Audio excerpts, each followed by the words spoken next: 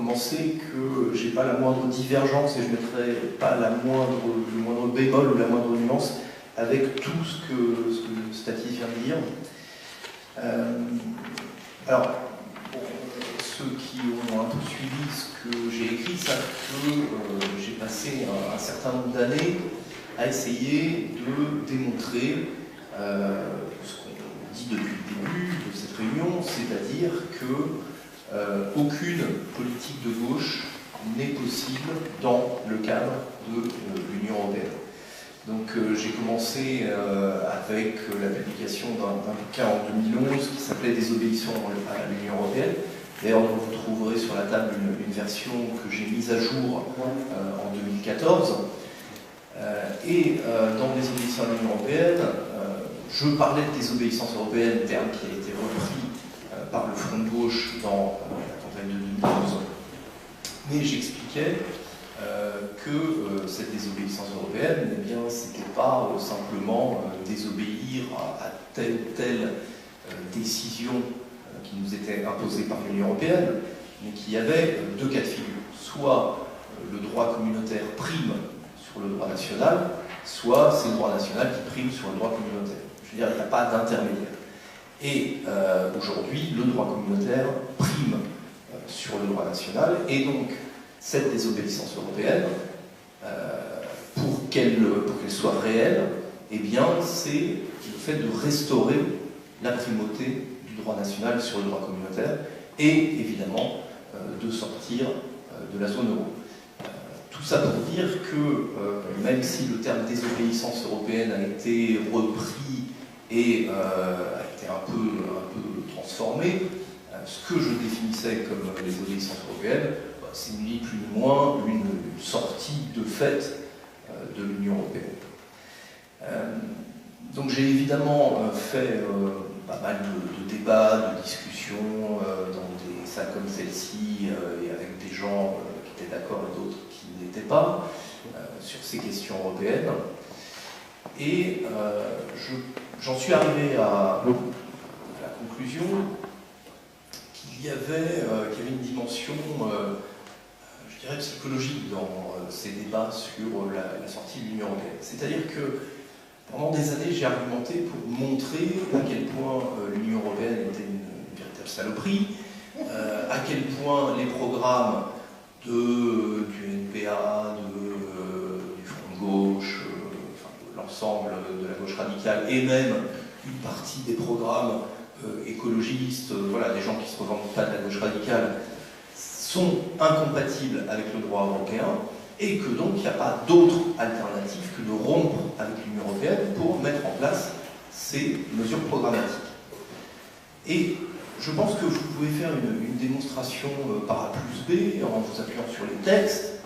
Vous arrivez à convaincre une partie des gens, ceux qui ont réfléchi à cette question, ceux qui sont prêts déjà à remettre en cause cet imaginaire de l'Union européenne dont nous avons dû pendant un certain nombre de décennies.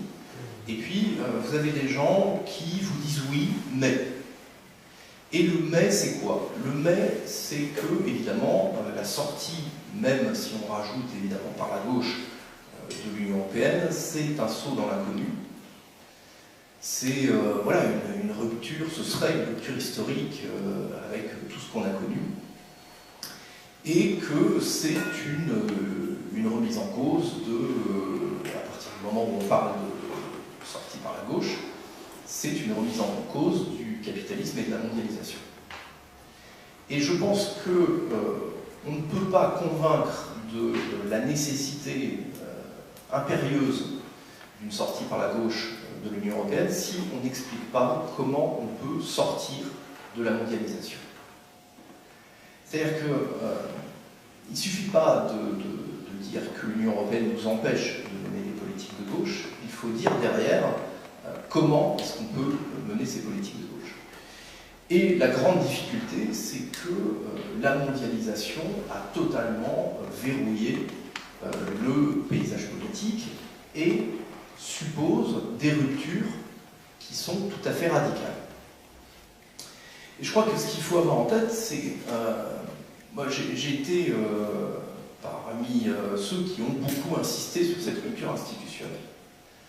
Et vous avez des gens, des organisations politiques qui vous répondent que c'est pas parce qu'on sort de l'Union européenne qu'on sort du capitalisme. C'est une formule qui est très simple et voilà, qui n'avance pas grand-chose, mais malgré tout, c'est vrai.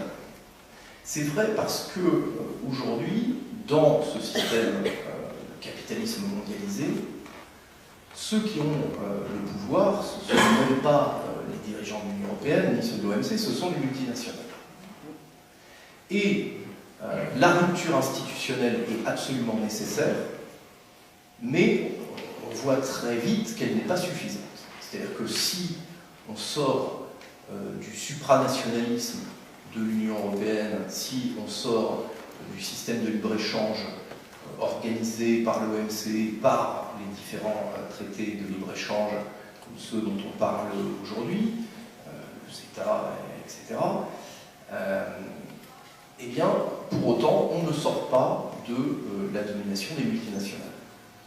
Et aujourd'hui, l'économie est entièrement contrôlée par ces multinationales qui détiennent l'essentiel de la production, soit directement, soit par les filiales, les sous-traitants qu'elles font travailler, qui brassent des sommes absolument gigantesques et qui contrôlent à peu près tous les circuits de transport et de distribution, directement ou indirectement. Et donc, il est bien évident que rompre avec l'OMC, rompre avec l'Union européenne n'est pas suffisant et qu'il faut envisager la rupture avec les grandes multinationales. L'autre raison pour laquelle la réflexion sur la sortie de l'Union européenne bute, c'est parce que, comme le disait Stanis, la question de la souveraineté est évidemment une question très sensible à gauche, et que quand on est de gauche, contrairement aux souverainistes de droite, et même contrairement à certains souverainistes de gauche, mais pas de la gauche radicale, on ne peut pas revendiquer la souveraineté simplement pour le peuple français. On doit revendiquer la souveraineté pour tous les peuples.